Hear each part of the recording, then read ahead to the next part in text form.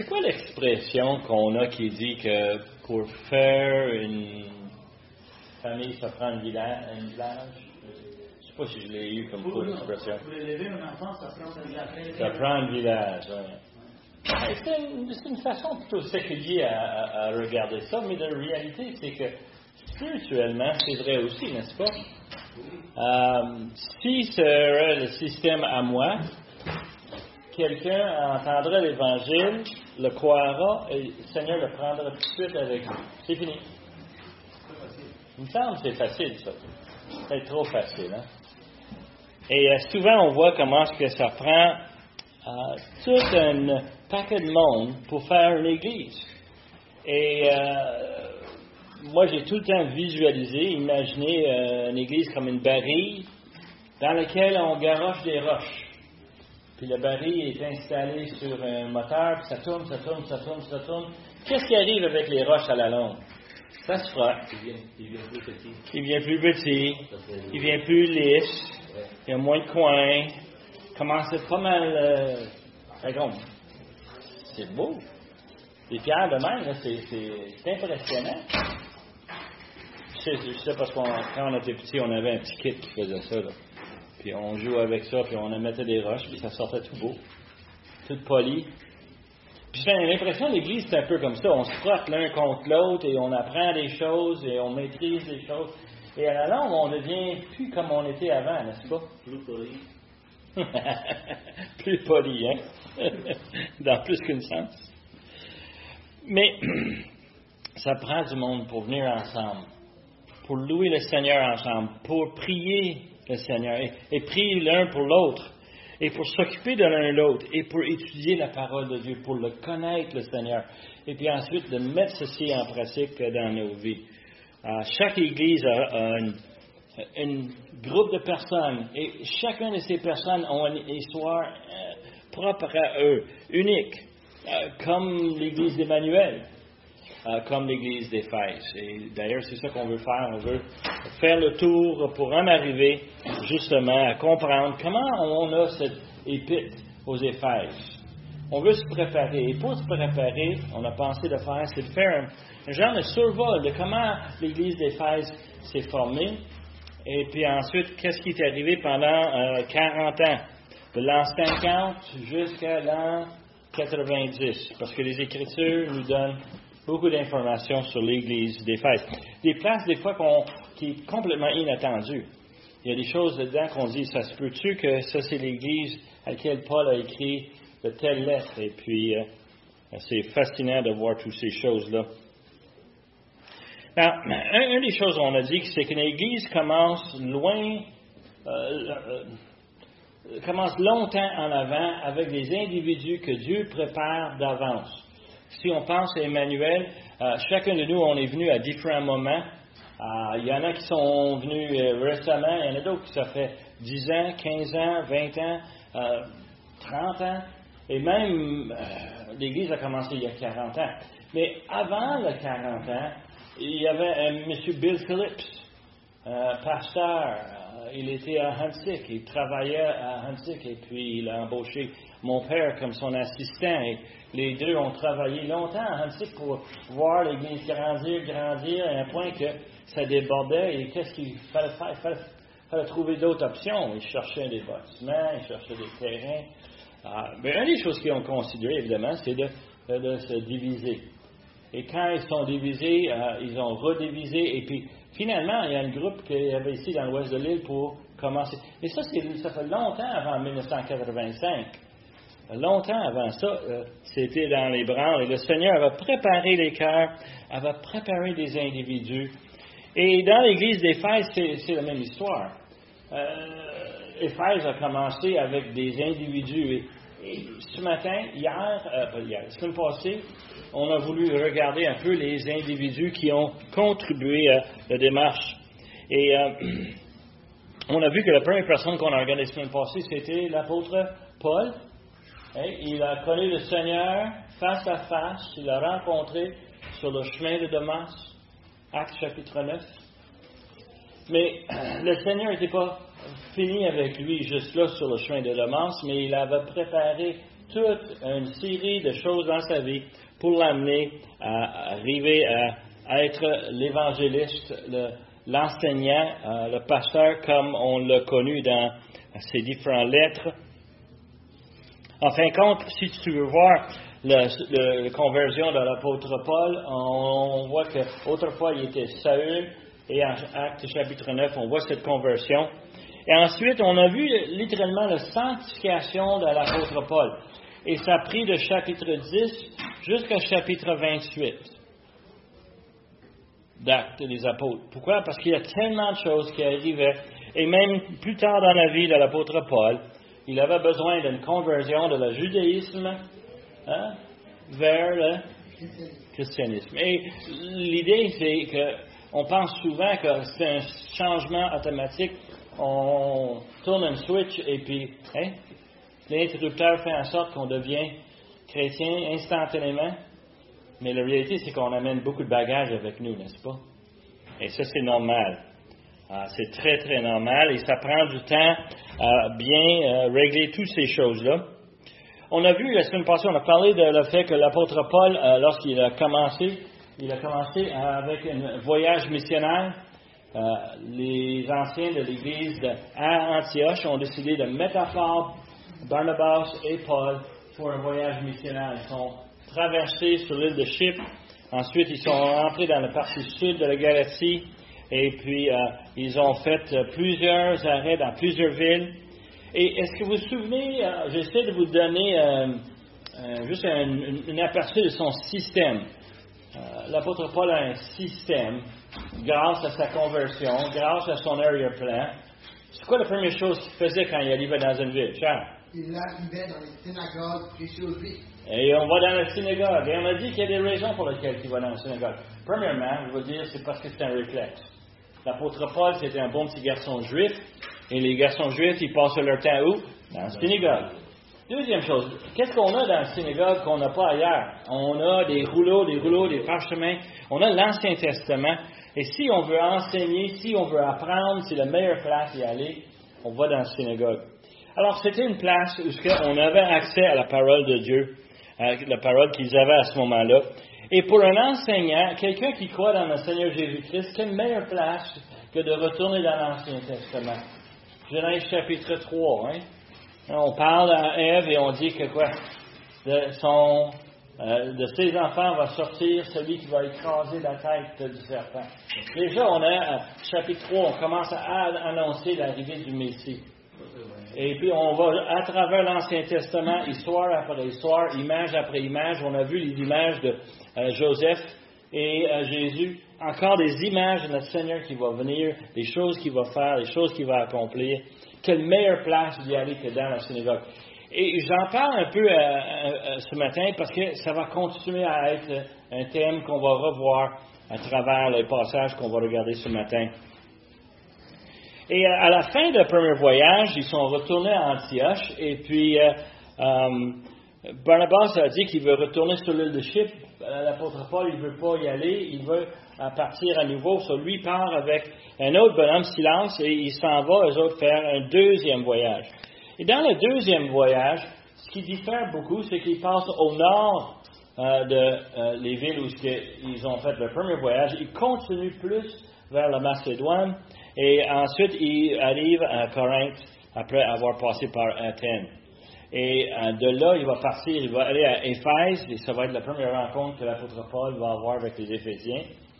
Et c'est lors de ce deuxième voyage qu'on voit notre ami Paul qui passe à travers les différentes villes pour se rendre à Éphèse. Maintenant, une des choses qu'il faut comprendre, que Paul arrive à Corinthe et il est découragé. C'est pas ça que ça dit, mais on sait qu'il l'est. Okay? On va arriver à démontrer comment on arrive à cette conclusion-là. Mais si on regarde comme faut, Actes chapitre 18, Actes après 18, ça commence avec une expression qu'on voit assez souvent dans les Écritures. Acte 18, il nous dit, après cela. Après quoi? Après chapitre 17, après chapitre 16. Qu'est-ce qui est arrivé à chapitre 16? Est-ce que vous vous souvenez? Paul arrive à Macédoine et il va dans la ville de Philippe et qu'est-ce qui lui arrive? Il fait emprisonner. Mais si tu veux quelque chose qui va vraiment baisser le moral, mets-moi dans la prison, ça va vraiment me faire tomber un coche ou deux. Mais Paul, l'apôtre Paul, lui, est à minuit, qu'est-ce qu'il décide d'avoir? Une réunion d'adoration. Il commence avec Silas à chanter à minuit. Il chante des chants. Et qu'est-ce que le Seigneur fait? Il envoie un tremblement de terre. Et c'est là où on a commencé l'Église, en Philippe. C'est drôle, on dit d'habitude, on va dans une synagogue, mais Philippe n'avait pas de synagogue. So, Paul a rencontré Lydia et quelques d'autres personnes, des gens qui suivaient la croyance juive au bord de l'eau. Et puis, c'est de là il a commencé, et puis il se fait mettre en prison, et puis là, le joaillier va connaître le Seigneur, lui et sa famille. Et l'Église commence à grandir dans le temps de le dire à cause de la persécution. C'est pas un sujet pour se décourager trop, n'est-ce pas? Si le message de l'Évangile est annoncé, si malgré les troubles, malgré les problèmes, qu'est-ce qui arrive? La parole est partagée. Et l'apôtre Paul, il part et il retourne à la prochaine ville, Thessalonique. Qu'est-ce qui arrive à Thessalonique? Il est là peut-être pour à peu près, on pense, 3 à 4 semaines, pas longtemps. Pourquoi? Parce qu'il est dans la synagogue encore, il entend encore de débattre avec les Juifs. Qu'est-ce que ça voulait dire le Messie? C'est qui le Messie? Et tu peux imaginer comment ça peut réchauffer. Et ça arrivait justement qu'on lui a mis dehors et on lui a chassé de Thessalonique. Il est allé à Bérée. Bérée, les gens étaient beaucoup plus nobles. Pourquoi? Parce qu'à chaque fois que Paul annonçait l'Évangile, eux autres, ils ouvraient les rouleaux puis ils checkaient pour voir ce que Paul il dit. Regardons ça, c'est dans les Écritures, exactement comme Paul a dit. Et c'est des gens qui étudiaient, mais devine quoi? Les Juifs de Thessalonique sont venus et ils l'ont chassé de Bérée. Il est obligé de partir. Alors, quand il est parti de là, Paul réalise très rapidement qu'il y a un thème ici. La persécution fait en sorte qu'ils sont renvoyés, mais il y a des jeunes croyants dans chacune de ces villes. Il fait envoyer Silas et Timothée dans les villes. Silas à Philippe et il envoie Timothée à Thessalonique. Et on a ça à travers les autres Écritures, les autres lettres que Paul a écrites. Il fait référence justement à ces hommes-là et le travail qu'ils faisaient dans ces villes-là. Lui est allé tout seul vers le sud. Il arrive à Athènes et il voit une ville qui est tellement intelligente, tellement instruite, mais ils ont tellement de Dieu. Et il commence à annoncer l'Évangile et il a un peu d'intérêt, mais pas tant que ça. Les gens sont plutôt apathiques. Ils ont plus ou moins d'intérêt. C'est fun de l'entendre parler parce qu'il parle assez bien, mais à part de ça, on n'est pas vraiment intéressé à son Jésus. Alors, Paul quitte Athènes et il s'en va à Corinthe. Now, par les lettres aux Thessaloniciens et les lettres aux Philippiens, on découvre qu'il y a quelque chose qui est arrivé à Athènes avant qu'il est arrivé à Corinthe. Après Acte 17 et avant Acte 18. Il semble que Silas et Timothée, après avoir travaillé dans ces villes, revient et rejoint Paul à Athènes. Et Paul les renvoie parce qu'il entend toutes les choses qui arrivent dans ces jeunes églises et il s'inquiète pour eux autres et il est préoccupé. Il fait retourner Silas et Timothée dans leurs différents ministères. Et lui, il quitte Athènes et il arrive à chapitre 18, verset 1. Il arrive après cela, Paul, parti d'Athènes, se rendit à Corinthe. Et là, verset 2 nous dit qu'il trouve un juif nommé Aquilas, originaire du Pont, récemment arrivé d'Italie avec sa femme Priscille, parce que Claude avait ordonné à tous les Juifs de sortir de Rome. Il se liait avec eux, et comme ils avaient le même métier, il demeura chez eux et ils travaillaient. Ils étaient faiseurs de tentes. Paul discourait dans la synagogue chaque sabbat et persuadait les Juifs et les Grecs. Mais quand Silas et Timothée furent arrivés de Macédoine, ils se donnaient tout entier à la parole, attestant aux Juifs que Jésus était le Christ. Alors, Paul arrive à Corinthe, il rencontre un homme et sa femme, il devient amitié avec eux autres, ils ont le même métier. Et je vous propose une histoire très simple, OK? Et en connaissant un peu les traditions, on peut facilement agencer ça pour en arriver avec une histoire très intéressante. Paul arrive tout seul d'Athènes, il arrive à Corinthe, et la première place qu'il va, vous savez, c'est dans la synagogue, OK, qui se rend là. OK, dans les synagogues, normalement, c'est comme notre église, un endroit assez bien, on accueille les gens, on vient louer le Seigneur, on vient lire les Écritures, et normalement, on s'assit, mais en fait, pas comme nous. Nous, on s'assit où? OK. C'est mauvais étudiant. Ah oui, moi, étudiant, on va te donner le quiz, Elisabeth. Non, sérieux. Où est-ce que vous êtes assis où dans l'Assemblée? Est-ce que vous avez des places préférées? Au milieu. Oui, ça, c'est le milieu en avant. Toi, tu veux voir, tu veux entendre. OK, je comprends ça, Charles. Où est-ce qu'on s'assit d'habitude? Où ça nous tente, hein? Non, pas dans la synagogue. Dans la synagogue, on classifiait les gens. Et devine comment on les classifiait? Par leur métier. C'était la norme dans les synagogues, c'est que celui qui travaillait dans le tissu, bien, on le mettait là-bas parce que les autres aussi ils travaillent là-dessus. Et si on avait quelqu'un d'autre qui était boucher, bien, on le mettait avec les autres qui travaillaient dans le métier de la nourriture. Et on divisait les gens d'après leur métier. Devine avec qui Paul il s'est assis. Bonjour, mon nom c'est Paul. Hein? Il a dit, mon nom c'est Achillas, ça c'est ma femme blessée. Eh bien, vous venez d'ici. Alors, moi je me soupçonne que c'est là où ils se sont rencontrés. L'autre histoire, c'est qu'il se trouve un job dans le marché parce que Paul n'a pas d'argent. Il faut qu'il se fait vivre quand même. Il a un métier, il est un faiseur de tentes. Littéralement, il travaille le cuir. Bien, évidemment, les tentes sont faites avec le cuir. C'est comme ça qu'on arrive avec cette définition. Mais Achillas, lui aussi, travaillait le cuir, le tente. Et c'est très logique qu'ensemble, ce métier était le point où les autres se sont connus. Et Paul avait besoin de travailler, et les autres avaient une entreprise en marche, et puis, amis, on se met ensemble, on travaille, on fait de l'argent, on est capable de faire vivre. Et Paul est bien. Il y a quelque chose aussi de spécial. Lorsqu'on parle de Achillas, il travaille avec Achillas, et il y a un élément que je trouve très important ici. Paul, j'ai dit qu'il était découragé avec la persécution, avec toutes les troubles qu'ils avaient. Et pourtant, ils avaient des amis qui travaillaient avec lui, mais là, il y a des nouveaux amis. Et il n'y a rien qui s'excite le monde que d'avoir des nouvelles connaissances, des gens à qui on peut échanger, des gens avec qui on a vraiment un point en commun. C'est fun de parler avec des gens, d'avoir justement cette relation, des intérêts partagés. Mais un des intérêts que je vous propose, c'est que Achillas connaissait déjà le Seigneur. C'est un homme qui était juif, fidèle, mais c'était aussi un homme qui connaissait le Seigneur Jésus. Et je vous amène à une autre partie de l'histoire. Il nous dit ici que, parce que Claude avait ordonné tous les Juifs de sortir de Rome.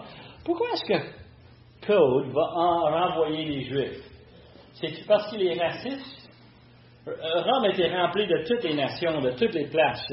Ils avaient des gens qui étaient là, des commerçants, ils avaient des esclaves qui venaient de partout. C'est pas parce que Claude est plus raciste qu'un autre.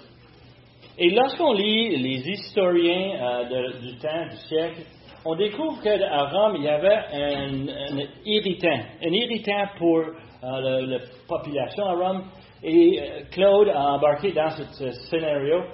C'est qu'il semble que les Juifs partaient toutes sortes de chicanes, toutes sortes d'émeutes.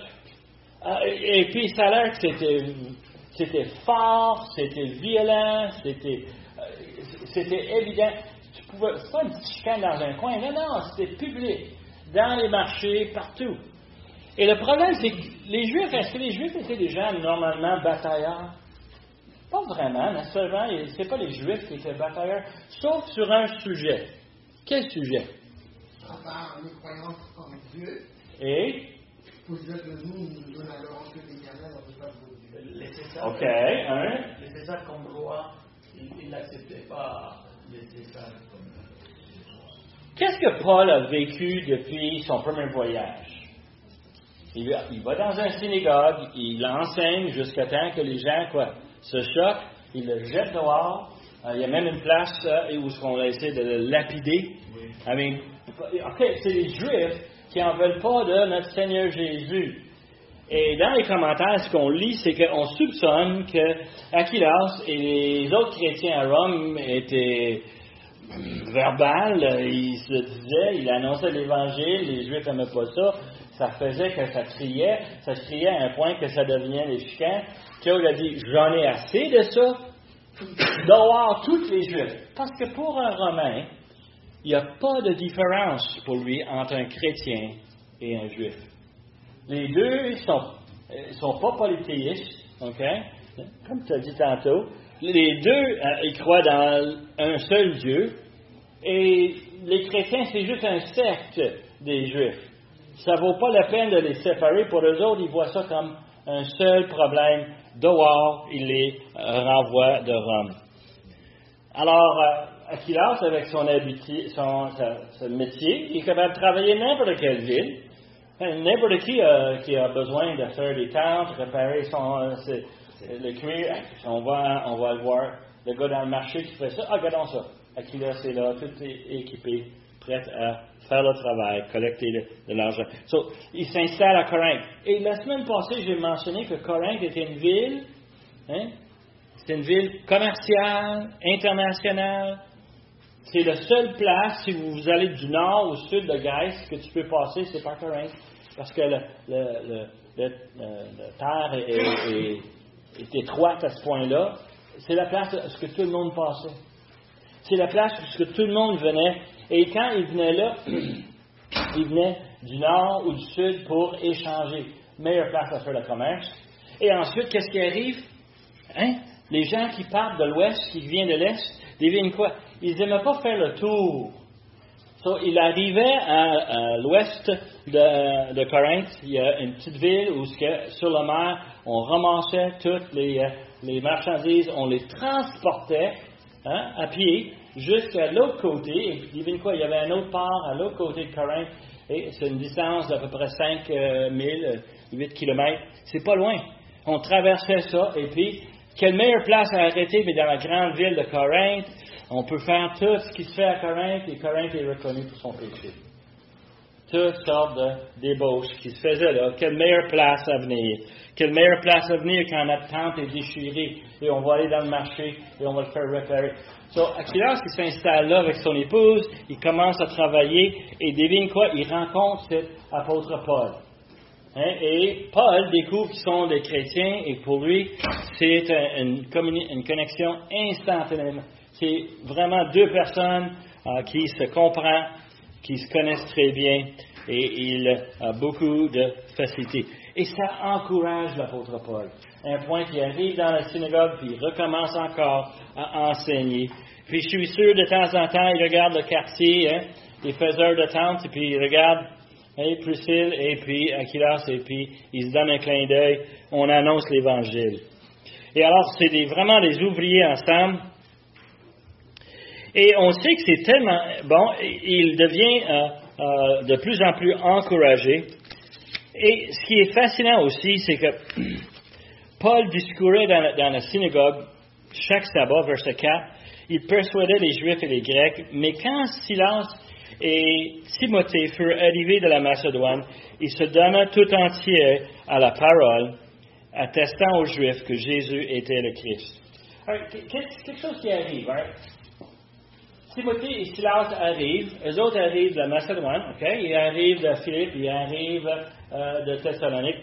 Et on sait ces choses-là parce qu'on lit dans les livres, les épîtres que Paul a écrits à Thessalonique et à Philippe. Il parle justement de la relation qu'il y a eu, et il parle même de l'événement en question, la question de leur arrivée. Pourquoi? Parce qu'il apporte de bonnes nouvelles. Les églises grandissent. Et si on lit 1 Thessaloniciens et 2 Thessaloniciens qui ont été écrits à ce moment ici, on a l'impression que l'apôtre Paul a besoin de travailler parce qu'il y a tellement de points qu'ils doivent adresser. Mais pour l'apôtre Paul, ce n'est pas un sujet de découragement, hein? C'est un temps d'encouragement. Ils arrivent, Timothée arrive, et puis en passant, Paul, ils avaient des questions sur la fin des temps. Ils avaient une question de qu'est-ce qui arrive avec ceux parmi notre famille qui ont connu le Seigneur Jésus, mais qui sont morts. Il y a plein de questions comme ça. Et l'apôtre Paul, qu'est-ce qu'il fait? Il sort le parchemin, il sort la plume, puis il commence à écrire. Il va donner des réponses. Pour quelqu'un qui enseigne, demande à Dan ici, là, quand il enseigne, une des meilleures choses, c'est quand les étudiants, ils te posent des questions. Le premier encouragement, ils ne dorment pas. Et quand les gens arrivent à l'apôtre Paul avec des questions, lui, qu'est-ce qu'il fait? Son grand plaisir, expose les Écritures, ouvre les Écritures avec eux autres, partage, les informer. Et on voit ça dans ces épîtres-là, n'est-ce pas?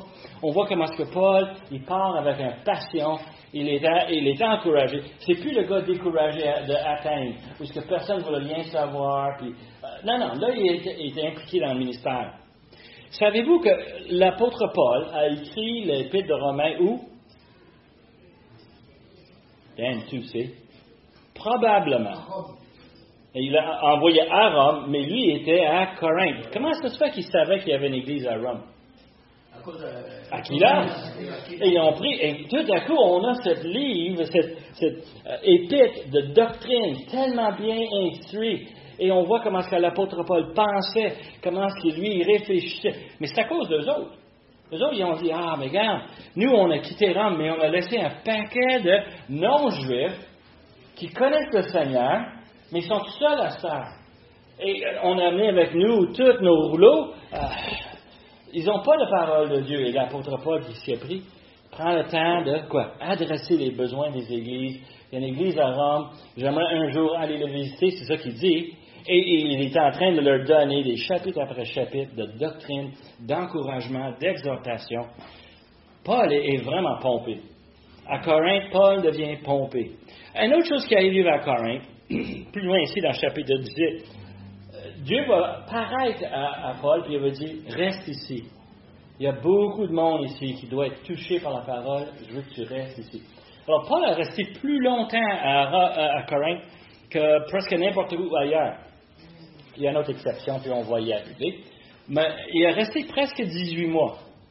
1 an et demi pour Paul, rester dans la même place, là, c'est spécial. Mais pensez un peu. Les gens viennent du nord, les gens viennent de l'ouest, les gens viennent du sud, ils viennent de l'est, les gens viennent partout. Quelle meilleure place à arriver à avoir un témoignage. Dans le marché, oui, mais il y a quelque chose d'autre qui a changé dans ces versets-là. Il a dit, mais quand Silas et Timothée furent arrivés, mais quand? Alors, c'est un moment clé, quelque chose est arrivé. Ils furent arrivés de la Macédoine et se donnaient tout entier à la parole. Alors, tout à coup, monsieur a pris ses ciseaux, ses aiguilles, ses fils, il a mis ça dans le sac, puis il a dit, laisse faire. Là, je m'en vais plein temps comme missionnaire, plein temps comme évangéliste. Il a commencé. Et s'il était dans le marché, c'était pas pour réparer des tentes, c'était pour apporter l'Évangile. Et il retournait dans la synagogue, et il discutait avec les Juifs, et il commençait à vraiment partir une campagne d'évangélisation. Now, on sait que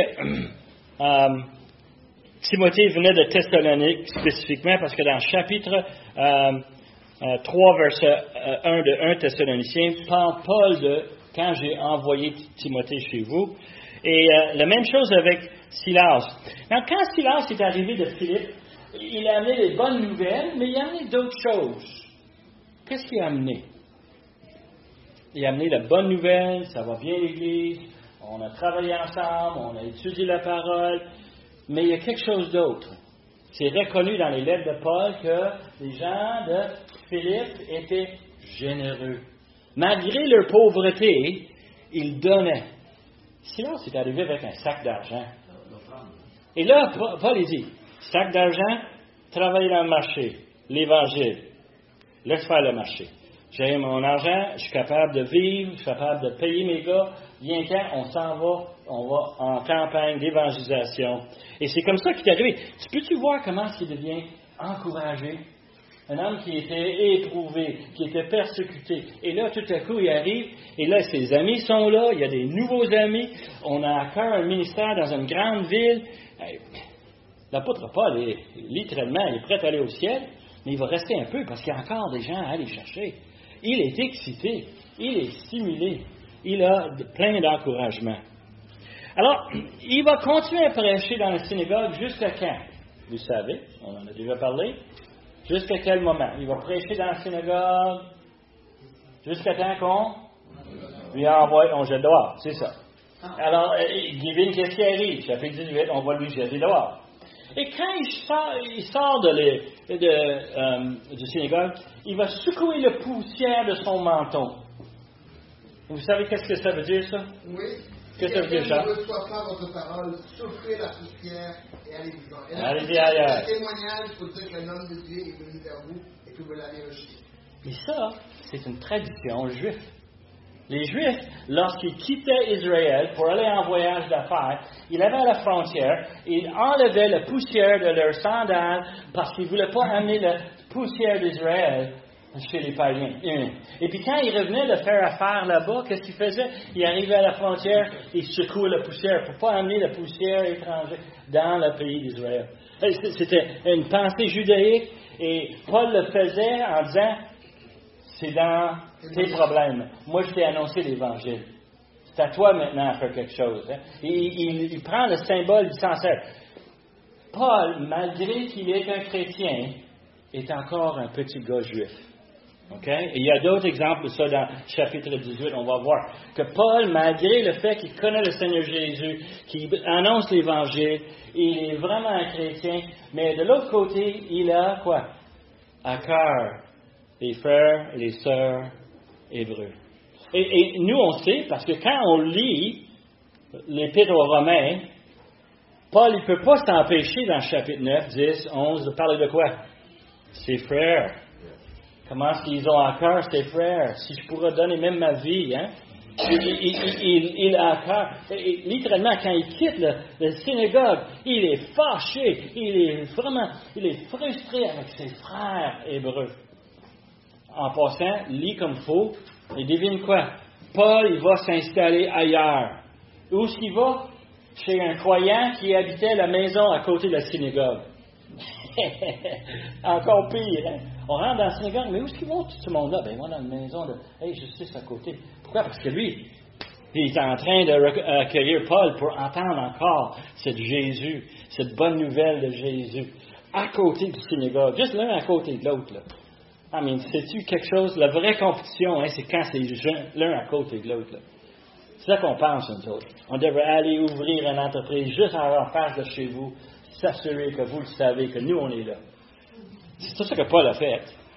Pensez un peu. Il aurait pu s'installer à l'autre côté de la ville. Non. Il va juste à côté de la synagogue. Tu vas voir. Les Juifs, si vous avez une moindre curiosité, viens chez nous. Ah, je te dis, spécial. Alors, il reste là pendant 18 mois. Il continue à travailler. Et, verset 18. Paul reste encore assez longtemps à Corinthe. Ensuite, il prit congé des frères.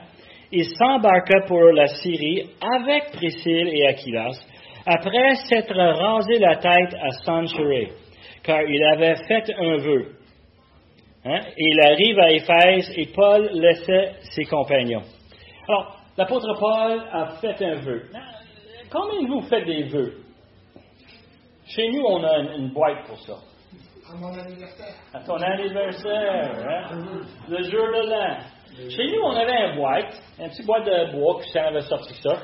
Et chaque fois que les enfants faisaient une promesse, on leur disait, voici crayon, papier, écris-le, on va le mettre dans la boîte de bois. Et quand ils faisaient des promesses, on mettait ça dedans, puis il y avait dedans, on se sert de cette boîte-là pour les rappeler de leurs vœux.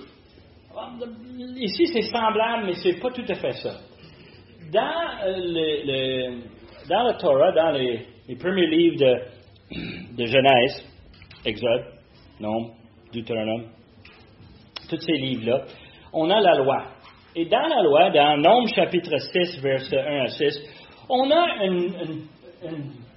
une pratique qui est décrite. Comment faire un vœu? Et il y a un système pour faire un vœu. Le système est bien écrit, défini. C'est qu'on va faire un vœu et on va laisser pousser notre cheveu comme preuve qu'on a fait un vœu. Et lorsque le vœu est terminé, on va raser notre tête, on va ramener nos cheveux au temple et on va le brûler dans un ciri de sacrifice pour démontrer qu'on a gardé cette vœu. C'est tellement important quand on réalise que c'était normal chez les Hébreux, on avait cette notion d'un vœu. C'était très populaire. Les gens le faisaient. Et normalement, le vœu, c'était pas pour s'engager envers quelque chose de spécifique, mais plutôt pour célébrer, pour démontrer la gratitude envers le Seigneur. Et ça impliquait plusieurs choses. Par exemple, ce qu'on va dicter dans ce passage, c'est qu'on va s'éloigner de quoi? Le fruit de vigne. On ne boit pas. On ne prend pas d'alcool. On ne prend pas de vin. On ne prend même pas de jus de raisin, juste par crainte que ça pourrait nous rendre ivres. Et on avait cette notion de vivre une vie avec un paquet de qualifications démontrant notre fidélité envers le Seigneur à cause de sa fidélité envers nous. Alors, il semble que l'apôtre Paul l'a fait. Dans le temps de l'apôtre Paul, c'était très commun que les gens faisaient ça, mais ils avaient normalement une période très bien définie. C'est-à-dire, normalement, un vœu, c'était bon pour 30 jours, pour 60 jours ou peut-être 90 jours. On n'est pas sûr pour l'apôtre Paul, mais assez longtemps que ses cheveux dépassaient ses oreilles, que ses cheveux poussaient. Et là, il s'en va à Century, qui est le village que je te parlais au bord de la mer. Et avant de partir, il coupe ses cheveux, prêt pour s'engager. Et ça va avoir un énorme impact sur le comportement de Paul, ce désir d'accomplir ce rituel juif. C'est ce que Paul veut faire. Il veut absolument accomplir ce vœu en s'en rendant au temple pour une fête et pour brûler ses cheveux parce qu'il est tellement rempli de gratitude. Et dans les commentaires, il y a des gens qui vont à gauche, à droite à savoir de quoi est-ce que Paul célébrait. Peut-être c'était sa fête. Peut-être c'était l'anniversaire de quand il a accepté le Seigneur. On ne sait pas. Mais moi, je propose quelque chose. Ce que j'ai lu qui me stimule beaucoup, c'est que Paul était excité pour l'œuvre qu'il a faite à Corinthe. Il était vraiment heureux de participer dans la conversion de tellement de personnes et de voir comment l'Église s'est grandie. Et tellement il est content, il va amener Priscille et Aquilus avec lui. Il s'en va et il se rend au port. Il prend un bateau pour l'amener jusqu'à... lui voulait aller au moins jusqu'à Syrie, puis ensuite marcher la distance à Jérusalem. Mais le navire en question arrive à Éphèse. Il traverse le mer Égée pour arriver là-bas. Nous, on voyage d'une façon différente aujourd'hui. Quand vous allez en voyage, qu'est-ce que vous faites? Vous achetez des billets? Oui, d'avance, normalement, vous planifiez votre voyage un peu. Normalement, quelle sorte de billets est-ce que vous aimez? Des billets sans escale, n'est-ce pas? Est-ce que je peux me rendre à telle place sans être obligé de passer par 5-6 places? Moi, Christiane, on a fait un voyage une fois, gaffe de moi, mal booké mes affaires. On avait 5 escales entre Los Angeles et Montréal. Et tout le long, j'étais assis dans mon siège et il y a quelqu'un à côté de moi qui me donnait des coups de coude, de temps en temps un petit coup de poing. On va-tu se rendre? On va être là? Ah, c'était long, hein, Christian? C'était pénible. Paul, il était embarqué sur un navire, mais les navires font des arrêts. Et ils font des arrêts, c'est très logique un peu, parce que le gars qui est patron de ce bateau-là, lui, il veut le remplir avec quoi? Avec des passagers, avec du cargo, il veut l'amener du stock. Il veut faire de l'argent, c'est son entreprise. So, quand c'est bien rempli, on part. Premier arrêt, on a du monde qui veut débarquer à Éphèse. On a du stock à livrer à Éphèse. Mais l'apôtre Paul, lui, il veut aller plus loin. Alors, il arrive à Éphèse, et puis, la première chose que le capitaine leur dit, « Hey, ça va nous prendre quoi? 3-4 jours pour quoi? Décharger tout le cargo qui vient ici, puis on a des contrats ici, on va les négocier, puis on va remplir le bateau. So, vous avez 2-3 jours à vous promener un peu, à profiter de le tourisme, va voir le temple de Diane, amuse-toi. » Et Paul, il quitte avec Priscille, avec Aquilas, et devine où est-ce qu'il va. Qu'est-ce que vous pensez qu'il fait? Première chose, il va dans la synagogue. Étant entré dans la synagogue, il entretient avec les Juifs. Et les Juifs le prient de prolonger son séjour, mais il ne consentit pas. Pourquoi? Ben, c'est bien simple. Ses mains sont pleines de cheveux. OK? Il ne peut pas rester. Il a déjà fait un vœu, il veut l'accomplir, il faut qu'il se rende au temple pour brûler ses cheveux, pour offrir des sacrifices. Il n'y a pas de choix, il faut qu'il aille, il ne peut pas rester, même s'il voudrait. Et d'ailleurs, qu'est-ce qu'il dit? Je reviendrai vers vous, si Dieu le veut. Et il est parti d'Éphèse. Mais il laisse quelque chose à Éphèse. Qu'est-ce qu'il a laissé? Aquilas et Priscille, hein? Paul n'est pas neuf. Et on a des gens qui veulent entendre parler de l'Évangile. Ben, il va leur au moins laisser Aquilas et Priscille. Les autres sont capables d'expliquer la bonne nouvelle. Et là, Paul, il dit, je vais aller en paix. Et puis les autres vont continuer le ministère ici à Éphèse. Et c'est voilà où l'Église à Éphèse a commencé. C'est avec Priscille et Aquilas. Paul a rencontré, a fait son premier sermon. Hein? On appelle ça le sermon bijou. Hein? Il a préparé ça depuis longtemps, il avait ça dans sa poche. Première fois que j'arrive dans une synagogue, pouf, je dépose ça. Peut-être qu'il commence avec Ésaïe 53. C'est là où moi je commençais. Mais on commence avec quelque chose, avec de la viande, et puis on est capable de démarrer un bon dialogue, une discussion pour présenter l'Évangile. Alors, il laisse Priscille et Aquilas là pour commencer le ministère. Et ça commence le ministère comme quoi?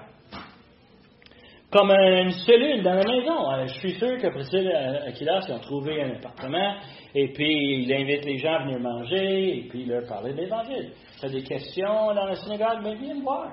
On va manger ensemble, on va parler. Moi, je suis un bon juif, toi, tu es un bon juif. Viens. On a de quoi discuter. Et tu peux voir, la cellule commence dans leur maison. Et ça, c'est fascinant de voir ça. Quand on pensait à Emmanuel n'a pas commencé un jour, on a tous décidé de se rendre à une telle place, à la ligne, pour avoir une rencontre. Non. Il y avait des rencontres dans les foyers, on avait des réunions de prière, on avait pris le temps, et on a commencé petit, tout simple.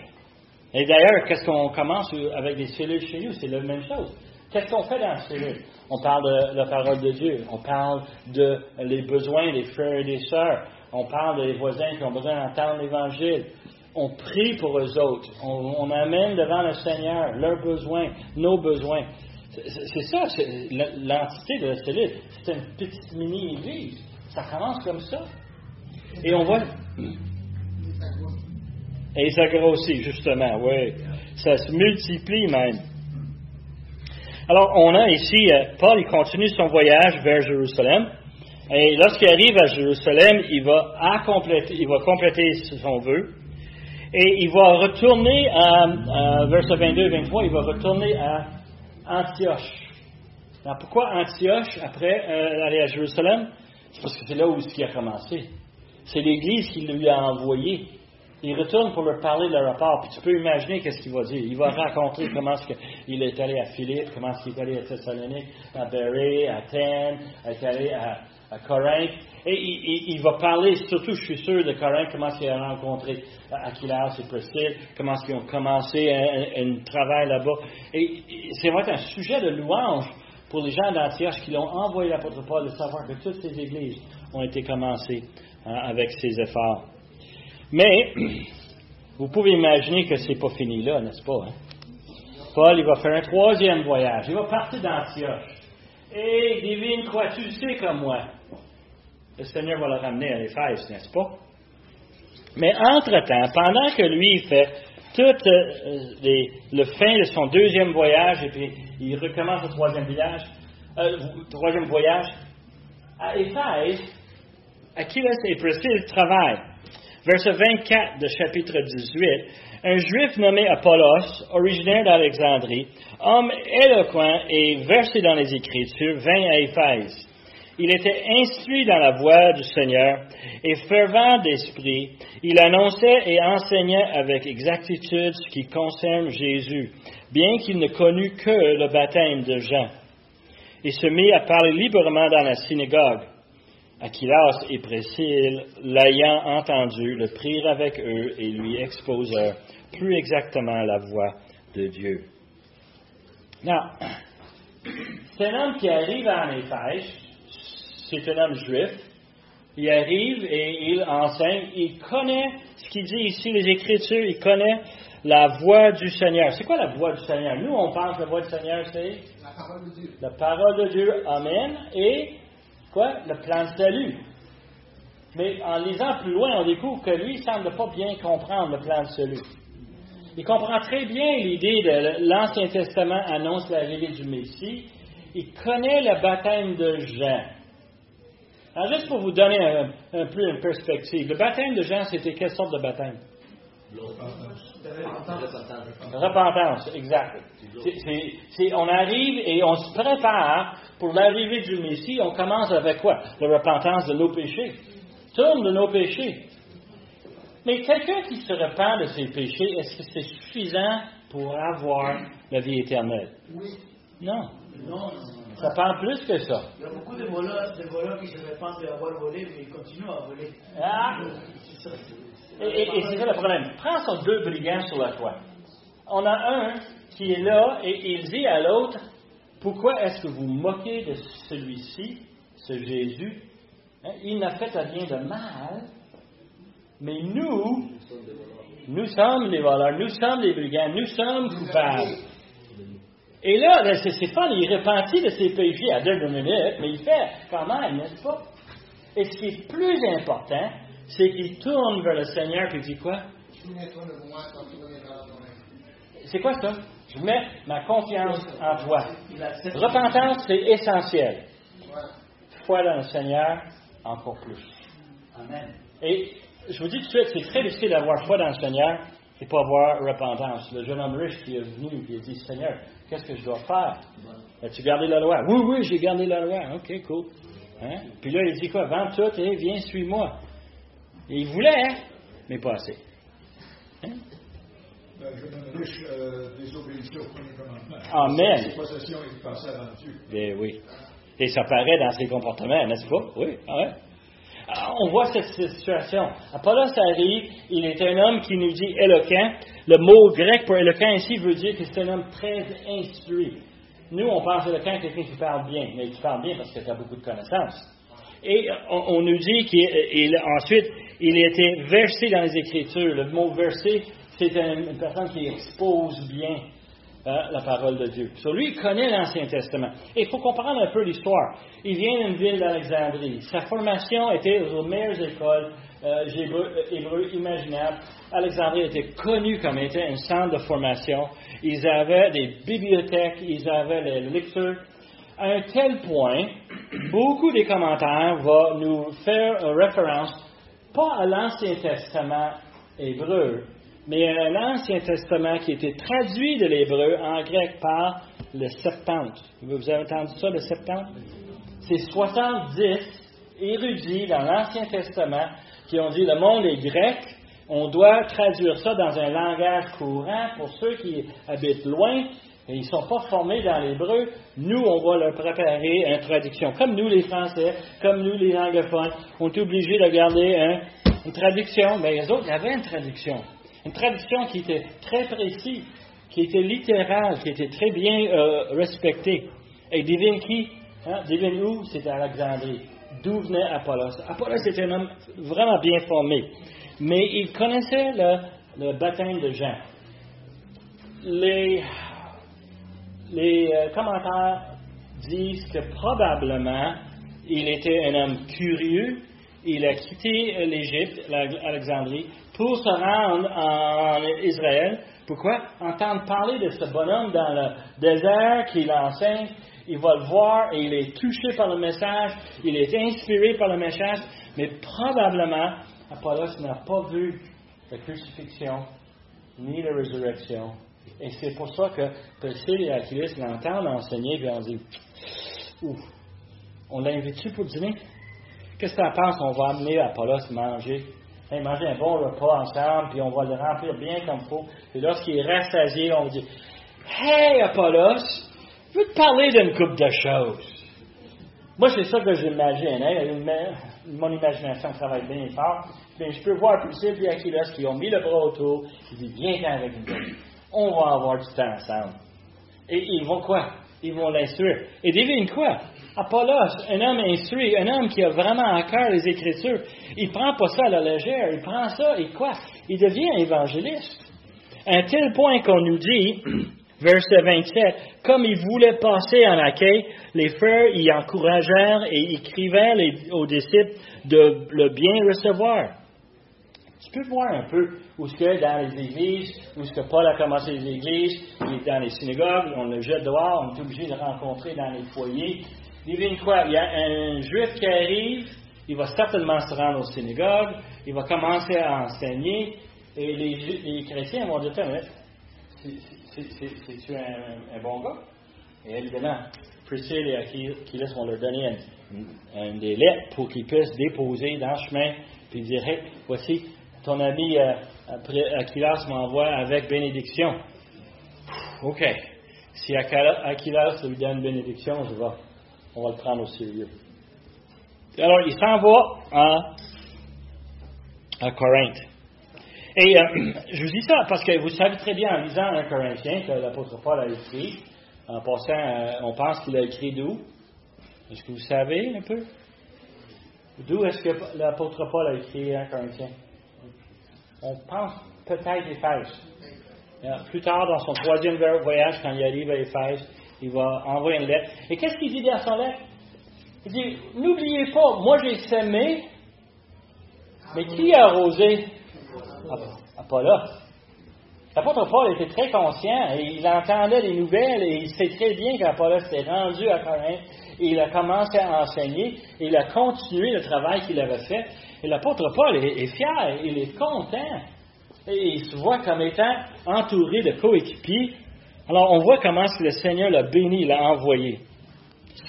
Il réfutait, verset 28, vivement les Juifs en public, démontrant les Écritures que Jésus est le Christ. C'est ça que ça prend les hommes instruits pour le faire. Et c'est vraiment fascinant de voir comment on l'a pris avec lui, on l'a amené. Bon, en conclusion, est-ce que vous ne voyez pas comment c'est un privilège d'être appelé par Dieu pour être dans sa famille? Le jour où j'ai accepté le Seigneur, j'avais ce sentiment, wow, d'avoir un Dieu qui m'aime tellement, qu'il veut m'adopter. Ah, mais ça, c'est impressionnant, n'est-ce pas? Moi, je suis prêt à couper mes cheveux. Non. Peut-être pas mes cheveux. Le reste de mes cheveux. Malheureusement, chez nous, on n'a pas beaucoup de petits juifs pour faire des vœux comme ça. Mais vous voyez comment c'est une bénédiction. Et littéralement, on voit à travers les Écritures. On voit comment est-ce que ça se fait. Ensuite, l'autre chose que je trouve fascinant, n'est-ce pas, c'est que d'être placé parmi d'autres qui ont eu cette même bénédiction. On parlait des petits roches au commencement, mais on est tous dans le même baril. C'est donc merveilleux que Dieu nous mette ensemble pour qu'on puisse travailler l'un à côté de l'autre, pour qu'on puisse apprendre, pour qu'on puisse vraiment avoir un ministère et avoir des impacts auprès des gens autour de nous. Il nous a mis dans son corps. Et ensuite, il nous a mis ensemble pour gagner d'autres âmes, pour agrandir, pour croître. Et alors, ce matin, j'aimerais ça qu'on quitte avec cette louange. On voit comment est-ce que Dieu s'est servi d'Apollos, de Priscille, d'Aquilus. Et de penser que nous autres, on est juste parmi cette gang-là. Dieu veut servir de nous. Il veut qu'on ouvre nos portes, qu'on aille accueillir les gens, qu'on va pour travailler, amener l'Évangile. Et c'est quelque chose qui se fait jour après jour. Et c'est une bénédiction. C'est une louange qu'on devrait donner à Dieu. Courbons-nous. Père éternel, on veut te remercier pour les amis de Paul qui l'as encouragé au moment où il était dans une période bas. Et comment tu l'as encouragé, tu l'as servi de lui, mais aussi tu servis de ces gens-là. Et Seigneur, on voudrait que tu fasses la même chose ici, Emmanuel, comme tu as fait il y a 40 ans quand on a commencé. Ici, on était un petit noyau, et Seigneur, on grandit par ta grâce. Sers-toi de nous. Et on demande ces choses par le beau nom de Jésus. Amen.